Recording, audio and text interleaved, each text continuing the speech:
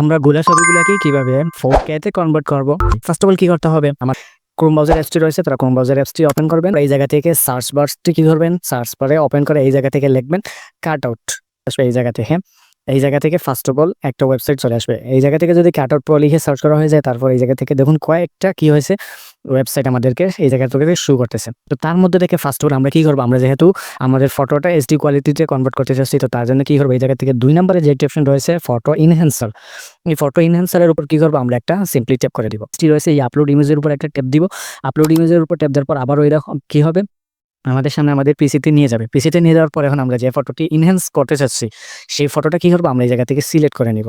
তো আমি ধরুন সিম্পলি আমার এই ফটোটা কি করব? একটু এনহ্যান্স করব। এই ফটোটা গুলা রয়েছে একটু। তো এই ফটোটা এনহ্যান্স করার জন্য কি করলাম? আমরা ফটোটা এই জায়গা থেকে সিলেক্ট করে দিলাম। ফটোটা সিলেক্ট করে নেওয়ার পর অবশ্যই আপনাদের ফোনে অথবা ল্যাপটপে ইন্টারনেট কানেকশন থাকতে হবে। তো এই জায়গার মধ্যে থেকে পার্থক্যটা দেখুন। আমার আগের ফটোটা দেখুন আর এখন রিসেন্টলি যে ফটোটা এনহ্যান্স রয়েছে এইটা দেখুন। এটা হলো আফটার ফটো আর এটা হলো বিফোর ফটো।